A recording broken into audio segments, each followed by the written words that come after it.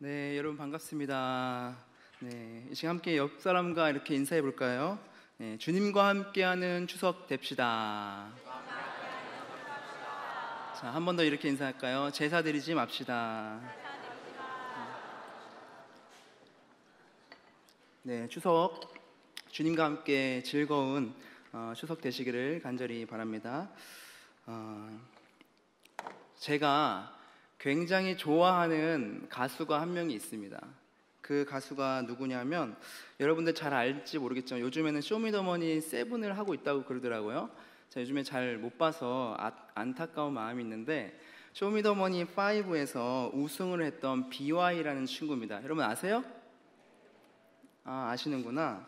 네, 그렇죠. 여러분 아마 잘 아실 거라는 생각이 들어요. 포레버, 그죠?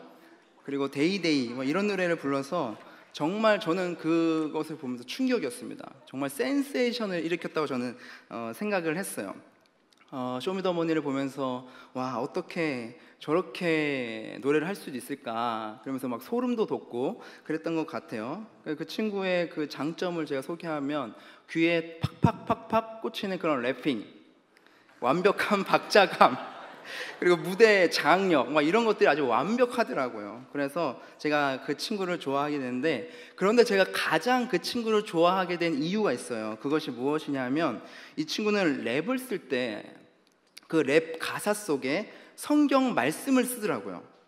저는 깜짝 놀랐습니다. 이 친구가 나와서 랩을 하는데 그 랩 속에 성경 구절이 막 나오는 거예요. 그래서 너무 깜짝 놀랐어요. 이 친구가 하는 여러분들 그 노래 중에서 하나를 제가 좀 소개해 줄게요. 그 우승했던 데이데이라는 그런 노래에 이런 가사가 나와요. 한번 띄워주세요. 믿음은 바라는 것들의 실상이고 안 배는 것들의 증거니까 네 머리가 아니 영혼이 까는 대로 가. 잘하죠? 여러분 보세요. 근데 잘 보세요. 이런 가사를 그냥 대중들 앞에서 하는 거예요. 자, 포레버리라는 노래가 있어요. 포레버리라는 노래가 있어요. 이런 게 나와요. 잘 들어보세요. 현재 난 꿈나무 드레롤 매돌, 근데 얘들아 난 저걸 따라가지 않아. 더 가치 있는 걸 바라보지, 연한 걸 따라가려. 그럼 다 나를 따라올 걸 아주 잘 알아. I don't need no 우세요 로로. 후! 여러분 대단하죠? 여러분 제가 이걸 하려고 좀 연습을 좀 많이 했어요. 근데 여러분 웃지만 이런 가사를 실제로 자기가 나가서 노래하는 그 가사에다가 녹여서 했다는 게 저는 너무 충격이었어요. 그냥 아프리카 TV나 아니면 뭐 유튜브 그런 데서 나와서 대중적이지 않은 곳에서 할 수 있는 거는 제가 할 수 있다고 생각하는데, 대중 TV에 나와서 아무렇지 않게 자기의 믿음을 이렇게 고백하는 걸 보니까 너무 신기하더라고요. 보통 랩은 어떤 거죠? 보통 언더그라운드에 있는 사람들의 삶을 다루잖아요. 뭐 술이라든지 마약이라든지 뭐 사회에 대한 불평과 불만이라든지 돈이라든지 뭐 섹스라든지 그런 것들을 가사에 녹여내서 보통 부르는 게 랩인데, 이 친구는 그냥 TV에 나와서 말씀을 그냥 대놓고 이야기하는 거예요. 이 친구가 콘서트 하는 것도 제가 봤거든요. 영상을 제가 봤는데 그냥 나와서 복음을 전하더라고요. 내가 믿는 이 진리를 너희도 좀 믿었으면 좋겠다 라고 그냥 대놓고 이야기를 하는 거예요. 그런데 그런 모습들이 너무나 멋지고 너무 대단해 보였어요. 그래서 정말 제 마음 가운데 소망하는 것이 무엇이냐 하면 이 친구가 지금 갖고 있었던 이런 믿음이 변치 않았으면 좋겠다라는 생각을 해요. 왜냐하면 많은 크리스천 연예인들이나 유명인들이 돈과 명예를 차지하고 나서 변질되는 모습들을 우리가 많이 보는데, 이 친구는 그러지 않았으면 좋겠다라는 생각을 합니다. 물론 목회자들도 여러분 마찬가지잖아요, 그렇죠? 아마 이 친구는 알고 있을 겁니다. 이 땅을 살아갈 때에 이 땅에서 살아가고 있지만 이 땅의 것이 전부가 아니라는 것, 이 땅의 것은 가짜이고 진짜는 그분께 있다는 것을 알고 있는 거죠. 그래서 노래할 때마다 항상 그러잖아요. 진짜는 진짜를 알아보는 법. 이런 KT 광고에서 이렇게 해요. 그래서 오늘 여러분들과 함께 이 진짜를 알아보는 법, 진짜를 우리가 보는 것은 무엇인가에 대한 이야기를 한번 나누어 봤으면 좋겠다는 생각을 들어요. 오늘 우리가 본 요한복음 2장에서는 예수님께서 가장 먼저 이 땅에 오셔서 보여주셨던 첫 번째 기적을 기록하고 있습니다. 그 첫 번째로 기록한 그 기적이기 때문에 요한복음에서 요한 선생님이 왜 첫 번째로 이것을 기록했을까? 분명히 거기 안에는 메시지가 담겨 있을 거라는 거예요. 자, 한번 11절을 봅시다. 자, 함께 읽을까요? 시작. 예수께서 이 첫 표적을 갈릴리 가나에서 행하여, 이렇게 기록하고 있죠. 예수님께서 하신 기적이 아니라 뭐라고 기록했냐면 표적이라는 단어를 썼습니다. 기적이라는 것은 뭐냐면 단순히 그냥 놀라운 일들이 일어나는 것을 말하는 것이지만, 표적은 무슨 뜻이냐 하면은 어떠한 기적이 있지만 그냥 단순하게 놀라운 일이 일어나는 것을 말하는 것이 아니라 그 가운데 어떠한 하나님께서 그리고 요한이 쓸 때에 우리에게 주고자 하는 어떤 메시지, 그 내면에 담긴 메시지를 담은 놀라운 일을 이야기를 하는 거예요. 그러니까 요한이 요한복음을 쓸 때 가장 첫 번째 예수님이 하신 표적으로 이 가나 혼인 잔치를 이야기한 것은 그 당시 교회에게, 그 당시 초대교회 성도들에게, 그리고 지금 이 글을 읽고 있는 우리들에게 하고 싶은 메시지가 담겨 있다는 것이죠. 오늘 이야기의 가장 중심이 되는 것은 무엇입니까? 포도주예요. 포도주. 포도주는 술인가요? 술이 아닌가요? 술일까요? 술이 아닐까요? 술이죠, 그죠? 네, 술입니다. 저는 술 이야기를 별로 이렇게 하고 싶진 않은데 오늘 또 술 이야기를 하게 될 것 같아요. 여러분, 술을 마시면 기분이 좋을까요? 기분이 나쁠까요? 왜 대답을 안 하죠? 여러분, 많이 마셔본 사람들도 있을 텐데 기분이 좋잖아요, 그죠? 술을 마시면 막 알딸딸해지고 기분이 좋습니다.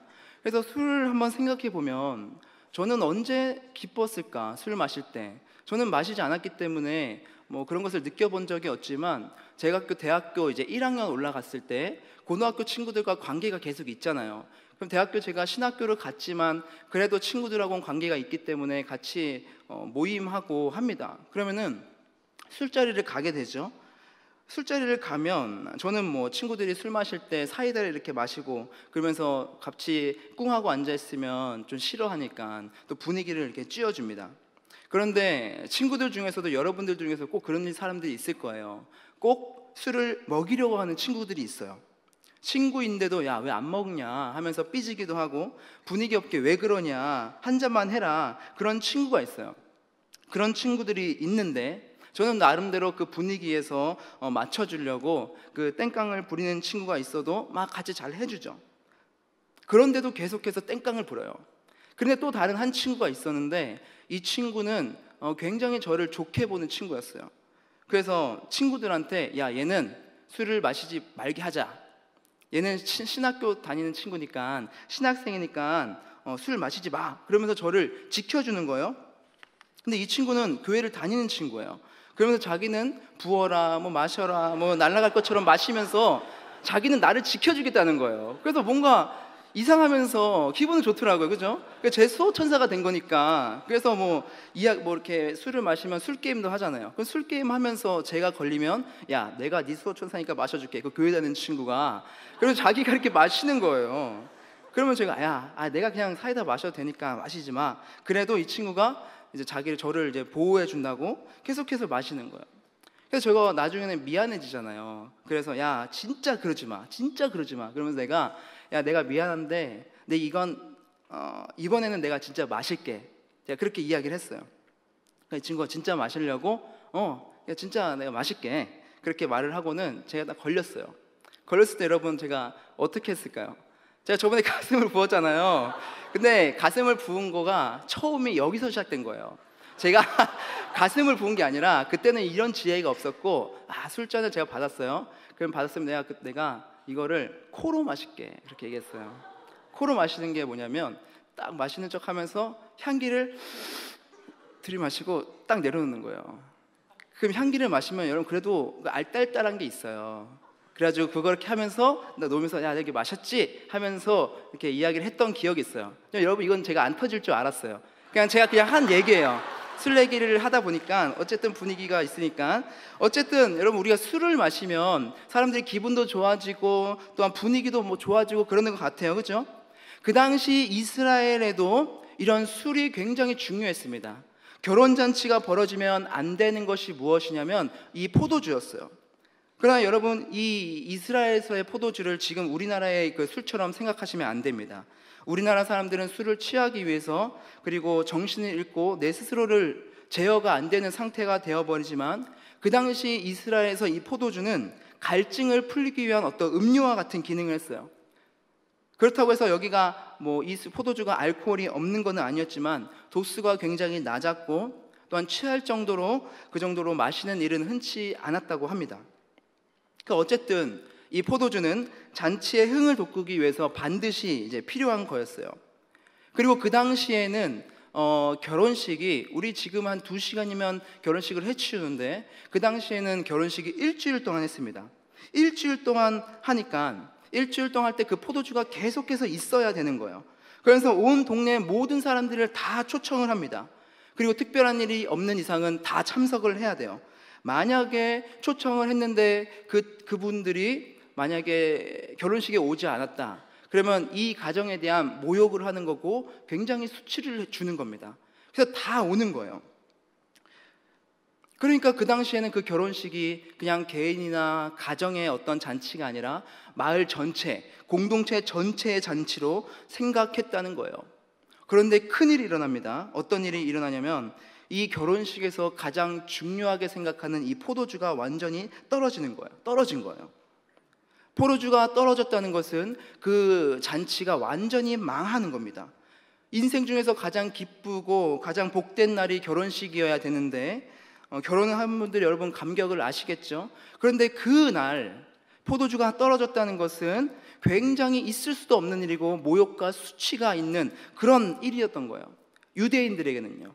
시편 104편 15절에 보면 포도주는 인간의 마음을 가장 기쁘게 하는 어떤 상징적인 물건이라는 그런 것으로 소개를 하고 있어요.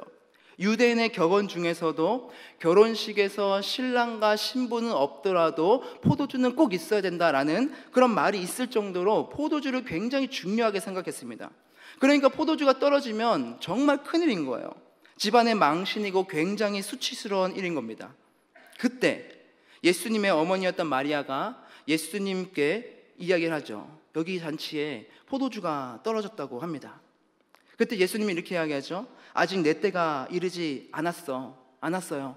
그렇게 말했지만 이 마리아는 하인들에게 이렇게 부탁을 해놓습니다. 예수님이 만약에 뭔가를 시키면 그대로 좀 해줘라. 그렇게 이야기를 합니다. 지시를 합니다.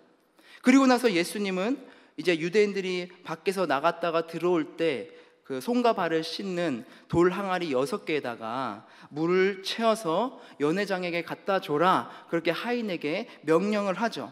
그 말대로 이 하인들이 예수님의 말씀에 순종을 하자 어떤 일이 일어납니까? 물이 포도주로 바뀐 놀라운 기적이 나타나게 돼요. 예수님의 이 표적을 이 요한 선생님께서 요한복음 맨 첫 번째 기적 사건으로 지금 기록하고 있다는 거예요. 우리는 이 가나 혼인잔치 사건을 보면서 여러 가지 질문도 들 수도 있을 것이고 또한 여러 가지 메시지를 우리가 살펴볼 수 있지만 이 본문에서 우리에게 말씀하고자 하는 그 의도, 가장 중요한 가르침을 한번 이 시간 나누었으면 좋겠다는 생각을 합니다. 자, 그것은 이 사건의 맨 마지막 절에 있는 내용에서 우리가 볼 수 있는데 11절을 다시 한 번 더 함께 읽어볼까요? 자, 시작.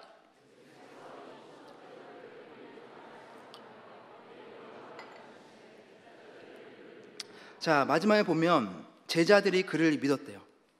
그곳에서는 수많은 사람들이 잔치에 참여하고 있었습니다. 손님들도 있었을 것이고 또한 좋은 포도주를 가져와서 그것을 맛보았던 연회장도 있었을 것이고, 이 연회장은 연회가 벌어지는 장소를 말하는 게 아니라 연회를 주관하고 연회를 이끌어가는 관리가 있었어요. 그것이 연회장이라고 합니다. 그러니까 결혼식이 일주일 동안 있으니까 그걸 계속 관리하는 사람이죠. 그 사람도 있었고, 그리고 그 결혼식의 주인공이었던 신랑도 있었고, 심지어는 실제로 물을 담아서 가지고 가서 포도주가 변한 것을 본 하인들도 있었습니다. 그런데 오늘 11절에는 뭐라고 이야기하냐면 제자들이 그를 믿으니라. 지금 제자들만 믿었다고 제자들의 반응만 기록하고 있다는 거예요. 왜 기쁜 혼인잔치에 참석하기 위해서 모인 사람들 중에서 제자들만 믿었다고 이렇게 기록하고 있을까? 그 놀라운 일들을 보고 경험했던 많은 사람들이 있었지만 그들에 대한 반응은 아무것도 없었을까? 아마도 거기에 있는 많은 포도주를 마셨던 사람들은 기쁨을 누렸을 것입니다. 그러나 만약에 포도가 떨어졌다면 그 잔치는 망쳤을 것이고 신랑과 신부는 물론 그 지방과 그곳에 참여했던 많은 이들은 기쁨을 잃었을 거예요. 예수님께서는 아직 자기의 때가 이르지 않았다고 말씀하셨음에도 불구하고 제자들은 예수님께서 하신 그 일을 보고 제자들이 다른 관점에서 본 것이 무엇이냐 하면 그 포도주에 집중한 것이 아니라, 다른 사람들은 그냥 그 포도주에 집중해서 포도주를 마시고 그 포도주가 너무나 맛있다, 어떻게 이렇게 좋은 포도주를 나중에 내올 수 있느냐, 그렇게 반응했지만 이 제자들은 무엇을 봤냐? 그 포도주가 아니라 포도주를 만들어내신 저분이 우리를 구원하러 오신 메시아구나, 그것을 봤다는 겁니다. 저분이 진짜 하나님이구나 라는 것을 봤다는 거죠. 제자들은 진짜를 본 겁니다. 주님께서 보여주신 물을 포도주로 만든 이 기적은 그들에게는 갇힌 자에게 해방을 주고, 눈먼 자에게는 보게 하고, 가난한 자에게는 먹을 것을 주겠다고 하신 구약에서부터 계속해서 예언되어 왔던 그 메시아에 대한 예언이 성취되고 있다는 사실을 지금 그들이 깨달았기 때문에 제자들은 그것을 통하여 충격과 또한 감동을 경험한 그런 사건이었다는 거예요. 다른 이들은 물을 포도주로 바뀌었다는 사실로 인해서 그냥 최상의 포도주를 마시는 그것 자체와 또한 잔치가 이어져 갈 수 있었다는 것에 대한 어떤 현상적인 기쁨에 만족했지만, 제자들은 이 사건을 통해서 느꼈던 진정한 기쁨은 물이 포도주로 바뀐 것에 있는 것이 아니라 이 일을 행함으로 인하여서 이 땅을 구원하러 오신 메시아가 예수님이라는 사실을 발견함으로 경험하게 된 진정한 기쁨을 그들이 누릴 수 있게 되었다는 것입니다. 사랑하는 여러분, 여러분들은 이 사건을 보면서 어떤 생각이 드십니까? 나의 삶에서 떨어진 포도주가 채워졌으면 좋겠다는 그런 생각이 드십니까? 나의 삶에서도 물을 포도주로 바꾸신 것처럼 나의 상황을 완전히 역전시키셔서 바꾸시는 그 예수님을 여러분들을 원하십니까? 그 잔치가 망하지 않고 신랑과 신부와 그 집안에 있는 수치와 모욕을 당하지 않도록 하신 그 일들을 여러분들에게도 우리에게도 보여주기를 여러분들 원하고 계십니까? 맞죠? 그렇죠. 우리에게는 그것들이 기쁨을 주고 또한 그것들을 통해서 우리는 환희를 합니다. 우리에게도 포도주가 있었으면 좋겠죠. 우리는 그것을 원합니다. 그렇게 되기를 원해요.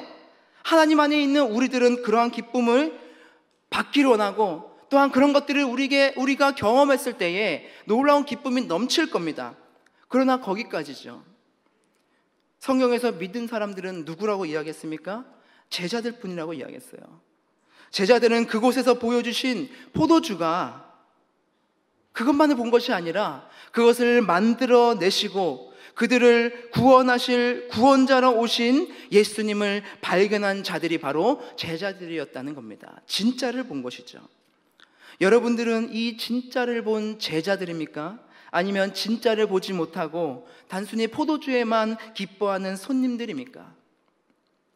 하나님께서는 우리의 삶을 풍성하게 하기 위해서 우리의 열악한 환경을 최상의 환경으로 바꾸기도 하시고, 가난을 부로 바꾸기도 하시고, 병든 몸을 건강으로 바꾸어 주실 그 가능성과 확신을 갖도록 하기 위해서 하나님께서 이 표적을 우리에게 보여주신 것이 아니라는 겁니다. 하나님은 물론 그렇게 하실 수 있는 분입니다. 하지만 그게 다가 아니라는 거예요. 요한 선생님께서는 그 당시 교회가 그분이 우리에게 주실 진정한 영적인 자유와 진정한 해방을 다 잃어버린 채 자신들의 삶이 풍성하고 성공적으로 되기 위한 기쁨만을 추구하며 나아가는, 그리스도를 만나고 그분과 누릴 참된 기쁨과 자유를 잃어버리고 있는 그들에게 이 사건을 말씀하시면서 경고하고 있는 겁니다. 사랑하는 여러분, 여러분들은 그리스도가 변화시킨 이 포도주를 보면서 내가 가지고 있는 이 물이 포도주가 되기를 기다리고 계십니까? 이 세상의 것들이 나에게 주는 기쁨만을 내가 구하면서 저 하늘의 것, 진정한 진리를 구하지 못하고 있는 영적인 장님으로 살아가고 계십니까? 아니면 나에게 참된 자유와 해방을 주셔서 내가 어떠한 상황에 처하든 부하든 가난하든 삶이 바쁘든 아니면 내 삶에 여유가 있든 상관없이 그분을 굳건히 믿으며 나아갈 수 있는 참된 기쁨을 주시는 그분을 여러분 믿고 살아가고 있습니까? 여러분, 저도 마찬가지죠. 저도 마찬가지로 세속적이고 또한 기복적인 기도를 했던 때가 많이 있었습니다. 이 세상의 것들을 추구하면서 주님이 아니라 성공을 향해 달려나가고, 내가 사역을 하면서도 성공과 또한 나의 욕망과 나의 앞길을 채우기 위해서 내달렸던 때가 있었어요. 그런데 그때 저에게 아주 충격적인 경험을 준 분이 계셨어요. 이지선이라는 분입니다. 이분은 제가 강연을 들은 적이 있습니다. 이분은 어떤 분이냐면 이화여대 유아교육과를 다녔어요. 그리고 아주 아름다운 외모, 그리고 아주 아름다운 마음을 가졌고, 그리고 교회에서도 많은 것들을 섬겼던, 장래가 굉장히 촉망받던 그런 자매였습니다. 그런데 이 자매가 대학교 4학년 때 어느 날 도서관에서 공부를 하다가, 공부를 끝난 다음에 이제 집에 가려고 나와서 오빠 차를 타고 집으로 가는 길이었어요. 오빠 차를 타고 집으로 가는 길에 신호가 이제 멈췄죠. 빨간 불이었어. 그래서 대기를 하고 있는데 뒤에서 어떤 음주운전을 하는 어떤 운전자가 차를 가지고 와서 그 뒤를 박아버린 겁니다. 덮쳐버린 거예요. 그러니까 날벼락이 일어난 거죠. 그리고 둘 다 정신을 잃은 겁니다. 그래도 오빠가 먼저 정신을 차리고 나와 보니까 저 차 안에서 이 이지선 자매가 온몸이 불에 휩싸여서 불타고 있는 거예요. 그래서 얼른 문을 열어서 그 친구를 끄집어내서 불을 막 끈 거예요. 그리고 나니까 옆에서 불이 번져 있었던 그 차가 뻥 하고 터진 겁니다. 24살의 나이에, 아주 꽃다운 나이에 교통사고를 당해서 온몸의 반이 화상으로 덮여있는 아주 큰 사고를 당하게 되죠. 그래서 보시는 것처럼 저렇게 큰 수술을 몇 차례를 해야 됐습니다. 다리에 있는 피부를 이식해서 얼굴에 이식하고, 피부가 땡겨서 고개조차 돌아가지가 않고, 척추는 구부정해지고, 입술은 다물어지지 않아서 입에서 침이 계속해서 어린아이처럼 흘러내려와야만 했어요. 사고 후에 첫 번째로 자기 얼굴을 거울로 보는 순간 굉장한 충격 가운데 이 사람이 빠졌어요. 그 일을 겪은 후에 그는 어떻게 했을까요? 하나님을 원망했겠죠. 자기의 생을 끊어보려고 했겠죠. 수차례 자살을 시도했겠죠. 하지만 하나님께서 그녀를 붙들어 주시고, 그가 이 생의 것이 전부가 아니며 영원한 것을 붙들며 나아갈 수 있는 진짜를 보게 하셨고, 그것을 붙들고 살아갈 수 있는 용기와 믿음을 허락하셨다는 겁니다. 우리 이 시간 함께 그분의 고백을 잠깐 영상을 통해서 만나보았으면 좋겠어요. 네, 여러분, 이분이 본 것이 무엇입니까? 정말 중요하고 영원한 건 눈에 보이지 않는 것이라는 사실을 깨달았기 때문이죠. 자기의 손이 뭉그러져 있어도, 자기의 얼굴이 일그러져 있어도, 온몸에 성한 곳이 없어서 매일같이 진통제를 먹으면서 버텨야 하는, 전부를 잃은 것 같은 그런 상황 가운데서도 진짜를 볼 수 있는 눈을 가지고 살아갈 때 진정한 행복을 누릴 수 있다고 고백하는 것이죠. 사랑하는 여러분, 이 고백이 여러분들에게 어떻게 들리십니까? 거짓으로 들리십니까? 진짜를 본 이분의 고백이 여러분 어색하게 들리십니까? 우리는 아직도 깨어져야 될 부분들이 너무나 많죠. 우린 연회장과 같이, 신랑과 같이, 그곳에서 포도주의 기쁨에 취해서 아무것도 모르고 있는 사람들과 같이 우리는 잔치 안에 있지만, 이곳에 모여 있지만, 우리가 예배는 드리지만, 하나님의 교회 안에 우리가 들어와 있지만 겨우 포도주가 주는 기쁨에만 취하고 있지는 않은지, 이 땅의 것들만 바라보면서 그곳에서만 우리가 행복을 찾으며 잘못된 진리를 찾고 있진 않은지 돌아보아야 한다는 거죠. 심지어는 하나님의 일을 보았지만 아무런 반응이 없었던 하인들처럼 하나님의 역사를 경험했음에도 불구하고 아무런 반응을 하지 않고 여전히 세상의 것들을 추구하면서 그것에서만 행복을 누리려고만 하고 있지 않았냐는 말입니다. 진짜를 보았던 제자들, 물이 포도주로 바뀐 사건을 통해서 메시아를 본 제자들과 같이 우리도 진짜를 바라보면서 우리의 삶을 살아내기를 주님의 이름으로 소망합니다. 자, 그렇다면 요한 선생님께서 이 기적을 우리에게 기록하셨을 때 왜 하필 정결 예식을 위해서 준비했던 그 돌 항아리에 물을 가득 채우라고 하시고 그 물을 포도주로 바뀌게 하셨을까? 여러분, 여기에 나오는 돌 항아리는 보통 큰 항아리 안에 100리터 정도의 물이 들어간다고 합니다. 1리터가 요 정도인데 거기에 100개가 들어가면 엄청 많은 물이죠, 그죠? 그런데 그게 6개가 됩니다.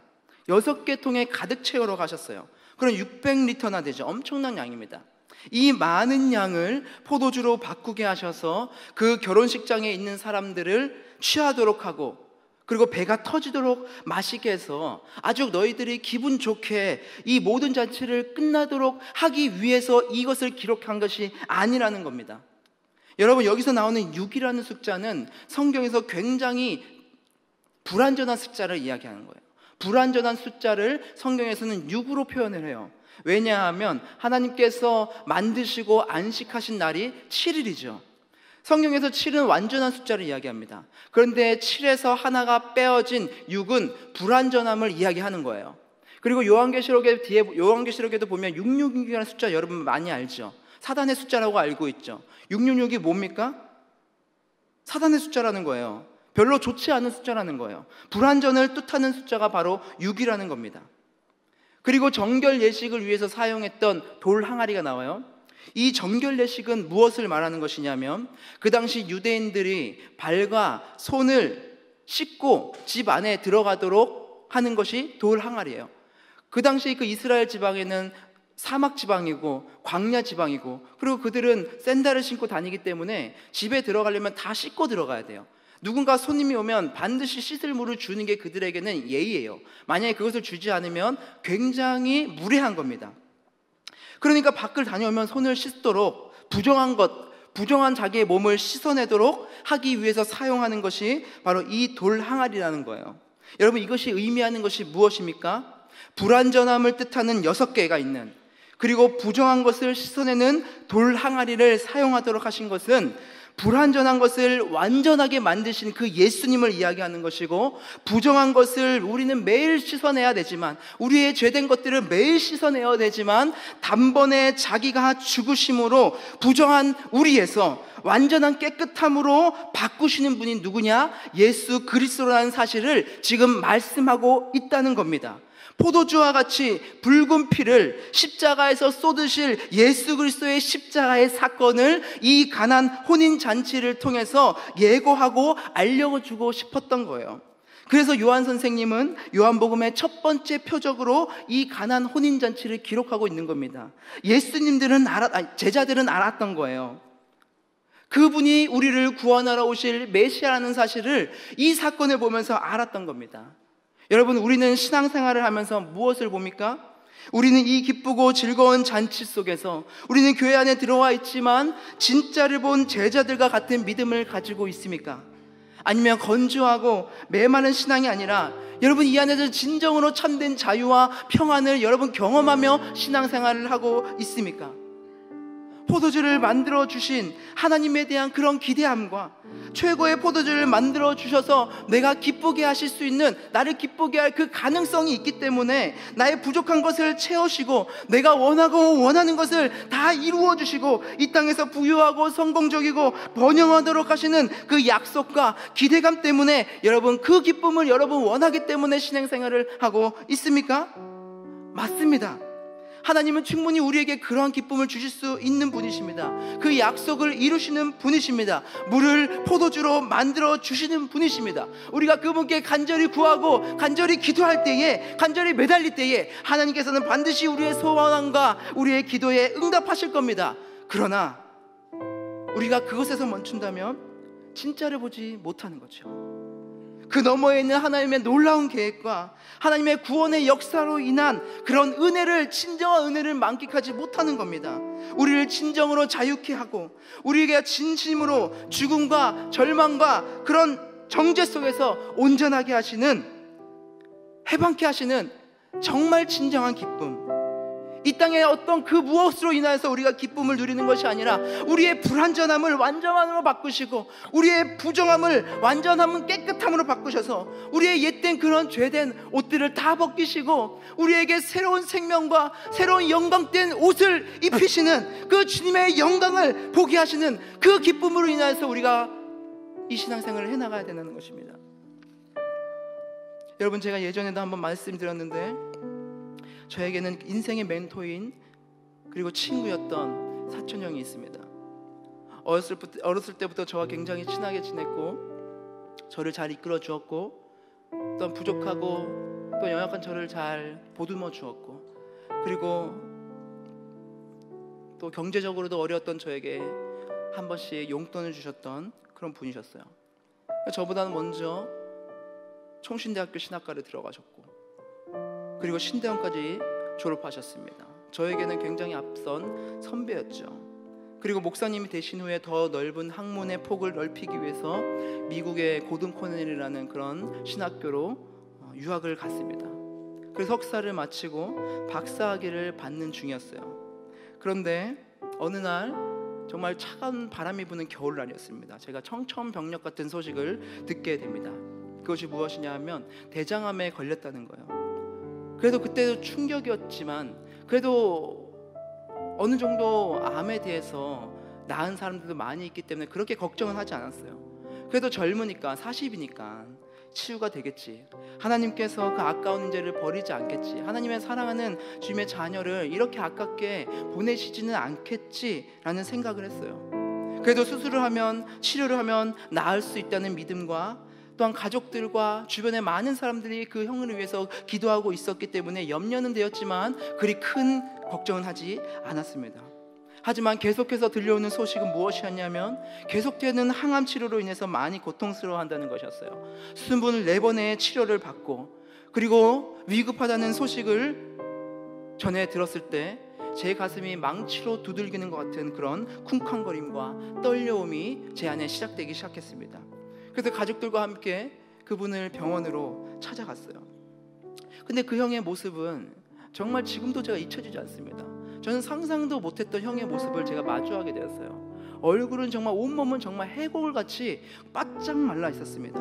얼굴은 정말 폭삭 늙었어요. 그리고 약물 치료의 부작용 때문에 한쪽 다리만 3배 이상이 이렇게 부어 있는 겁니다. 도저히 상상 못할 몰골의 형을 제가 마주하게 되었어요. 너무나 마음속은 놀랐지만 그 앞에서 놀라움을 표현할 수가 없잖아요. 그래서 평소처럼 그분 형에게 가서 평소처럼 이야기를 하고 그리고 그 형에게 위로를 전하고 그리고 나서 이제 집으로 왔습니다. 그리고 2달 뒤에 형은 하늘나라로 떠났어요. 그때 저에게 형이 했던 말들이 지금도 떠오릅니다. 무엇이냐? 성우가 그래도 형 마음 안에는 하나님이 계셔. 하나님 함께 하셔. 내가 그래도 지금까지 여기까지 왔잖아. 그래서 하나님 붙들고 나가니까 괜찮아. 뭐 괜찮아. 그러면서 오히려 저희를 위로하는 겁니다. 저는 그 고통과 그 죽음의 두려움이 무엇인지는 알지 못하지만 고통과 죽음의 두려움이 있다 할지라도 물을 포도주로 바꾸는 놀라운 일을 경험하게 하지는 못하게 한다 할지라도 우리의 불완전함을 영원한 완전함으로 바꾸시고 우리의 부정함을 완벽한 깨끗함으로 바꾸신다는 그 확신 속에서 우리를 대속하기 위해서 십자가에서 돌아가시고 피를 흘리신 예수 그리스도를 우리가 바라보면서 나아갈 때에 우리가 이 땅 가운데서 진짜를 바라보면서 우리의 상황에 좌지우지 되지 않고 우리의 중심을 지키며 우리가 이 땅을 살아갈 수 있다는 것입니다. 여러분, 이 세상에는 여러 가지 혼란스럽고 또 복잡한 문제들 가운데 우리가 메시아를 주목하기보다 언제쯤 이 포도주를 바꾸어 주실까? 언제쯤 내 인생의 즐거움과 기쁨을 맛볼 포도주를 주실까? 이제 더 이상 이 물이 지겨우니까 더 이상 내가 이 물을 마시고 싶지 않으니까 하나님 제발 내 물을 좀 포도주로 바꿔주세요. 내 인생을 좀 기쁘게 해주세요 라고 그렇게 고대하면서, 그러나 그것이 없으면 좌절하면서 아무런 기쁨이 없이 살아가고 있는 당시 교인들에게 이 요한은 이야기하고 싶었던 것입니다. 사랑하는 여러분, 여러분들이 믿는 예수님은 어떤 분이십니까? 그분은 이 땅을 빛으로 오신 빛이시고 이 땅의 소금이 되시고 진정한 떡이 생명의 떡이 되시고 처음과 나중 되시며 알파와 오메가 되시며 그분은 길이요 진리요 생명이시며 깃발이 되시며 우리의 산성이 되시며 우리의 선한 목자가 되시는 분이 바로 그 예수 그리스도십니다. 우리가 진정으로 그분을 소원하기는, 우리가 진정으로 소원하기는 그 예수 그리스도를 우리가 바라보면서 이 땅을 살아가기를 진심으로 소망합니다. 예수 그리스도께서 우리에게 주신 그 복음의 진리를 우리가 회복하기를 바랍니다. 우리에게 포도주를 주시는 분이시지만, 우리에게 좋은 것을 넘치고 풍성하게 해주시는 분이시지만, 우리는 그것만을 바라보면서 그것이 전부인 양 바라면서 신앙생활하는 것이 아니라, 그분이 어떤 분인지 진정으로 내가 깨달아서 우리가 어떤 상황에 있든지 진정한 기쁨과 진정한 평화를 주기 위해서 이 땅에 오셨다는 사실을 우리가 믿고 여러분들이 신앙생활을 해나가기를 진심으로 소망합니다. 빌립보서 4장 12절에 이렇게 바울은 고백합니다. 나는 비천에 처할 줄도 알고 풍부에 처할 줄도 알아. 모든 일 곧 배부름과 배고픔과 풍부와 궁핍에 처할 줄 아는 일체의 비결을 배웠노라. 내게 능력 주시는 자 안에서 내가 모든 것을 할 수 있느니라. 우리가 그 예수 그리스도를 보는 진짜 눈이 열린다면 우리는 이 고백을 할 수 있을 거예요. 사람들이 알아주든 알아주지 않든, 우리가 많은 것을 잃었든 아니면 그냥 평범한 삶을 살아가든 상관없이 더 가치 있는 것을 바라보고 영원한 것을 바라볼 수 있는 그 믿음과, 모든 것을 잃은 것 같은 상황 가운데여서도 진짜를 보면서 진짜 행복을 누릴 줄 아는 그 이지선 자매의 고백처럼 우리도 진짜를 보고 이 땅을 살아가기를 주님의 이름으로 간절히 소망합니다. 여러분, 이지선 자매의 고백 중에서 정말 감사한 것이 무엇입니까? 그가 온몸에 화상을 입고 얼굴은 흉측하게 일그러지고 정상인과 다른 모습을 하고 있다 할지라도 그의 고백 속에서 느낄 수 있는 것은 무엇입니까? 감사한 것은 무엇입니까? 내가 그래도 하나님께서 나를 살려주셨으니까, 내 몸에 그래도 내가 생명이 붙어서 숨을 쉴 수 있으니까, 내 남은 육체로 인해서 내가 기뻐하고 즐거워할 수 있다고 고백한다면 여러분 굉장히 마음이 아팠을 겁니다. 왜냐하면 그가 남은 육신으로 살아간다고 하지만 그의 모습은 이 땅에서 살아갈 때에 굉장히 힘들고 어려운 일이기 때문입니다. 여러분들이 지금 돈도 없고 건강도 좋지 않고 하는 일도 별 볼 일 없지만 그래도 여러분 삼시세끼는 굶지 않잖아요. 그래도 여러분 살아갈 숨은 붙어 있잖아요. 그래도 할 수 있는 것을 찾아보면 그래도 할 수 있는 게 있잖아요. 그렇게 그것으로 인하여서 감사하면서 살아가라고 한다면 그것으로 우리에게 기쁨을 줄 수 없고 그것만큼 고통스러운 것도 없을 거예요. 너무나 우리에게는 너무나 악한 어려운 말이죠. 고통스러운 말이죠. 그러나 그의 고백은 어떤 고백입니까? 내가 정말 행복할 수 있는 것은 남아있는 것으로 내가 행복할 수 있는 게 아니라 남들이 부러워할 직장과 남편과 직장과 가정을 내가 가져야 행복할 수 있을 것이라고 생각했지만 그것이 진정한 행복을 주는 것이 아니라 정말 행복을 주는 것, 정말 중요하고 영원한 것은 눈에 보이지 않는다는 그 진리를 깨달았던 그의 고백, 그 구원이 어떤 것보다도 소중하다는 그 고백이 우리에게 희망이지 않습니까? 우리에게 남아있는 것을 보면서 그냥 자족하고 감사하고 기뻐한다는 말을 한다면 오히려 우리는 반감이 들고 분노할 수도 있을 거예요. 하지만 우리의 환경은 열악하고 부족하고 어렵다 할지라도, 아니면 반대로 우리의 삶이 풍족하고 아무런 걱정 없이 어려움 없이 형통하고 평화롭다 할지라도 우리가 바라보아야 할 것은 무엇입니까? 우리를 진정으로 자유케 하신, 진정한 기쁨을 허락하시는 그 예수 그리스도를 바라보는 것입니다. 그분이 우리의 기쁨이 되시며 그분이면 되는 것입니다. 우리 모두가 그 주님을 바라보면서 여러분 신앙생활을 영위해 나가길 주님의 이름으로 소망합니다. 우리 시간 함께 찬양하기를 원합니다. 우리 소원 찬양할 때에 주님, 내가 주님의 장막을 사모합니다. 내가 주님의 임재를 갈망합니다. 주님의 집에 거하는 것이 첫날보다 좋습니다. 내 평생에 단 한 가지 소원, 그것은 나의 왕 되신 주님의 얼굴을 구하는 것입니다. 여러분, 우리가 그 고백을 가지고 이 시간 우리의 마음을 고백을 가지고 이 시간 주님께 고백을 올려드리며 나아가기를 원합니다. 우리 함께 찬양하겠습니다.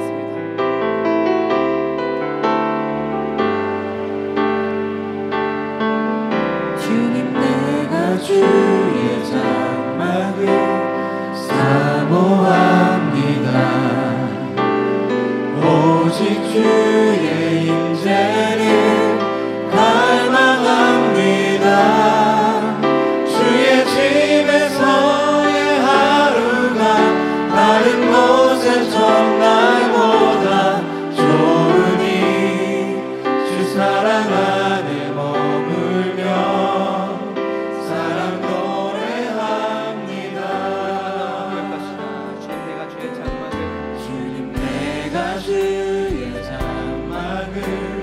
사모함 오직 주의 임재를 갈망합니다.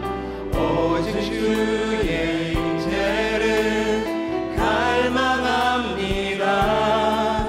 주의 집에서의 하루가 다른 곳의 첫날보다 좋으니 주 사랑 안에 머물며 사랑 노래합니다.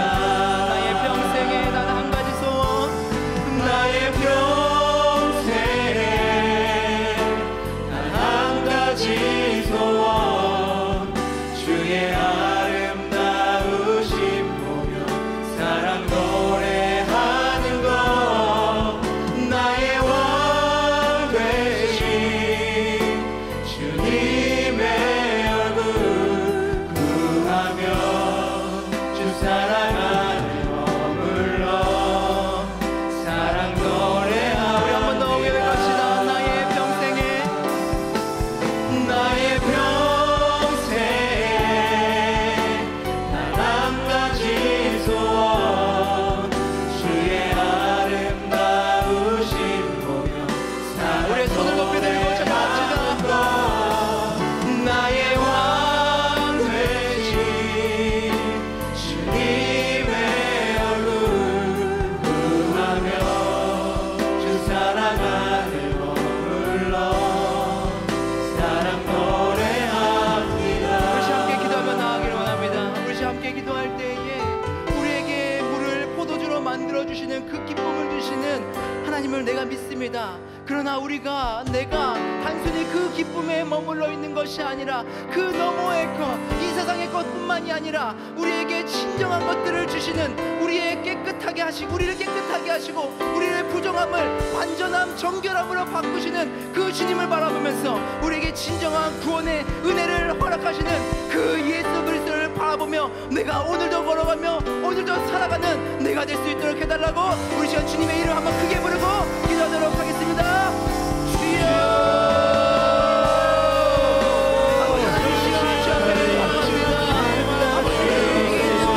우리가 믿고 나가는 것, 우리가 붙들고 나가는 것은 오직 예수 그리스도의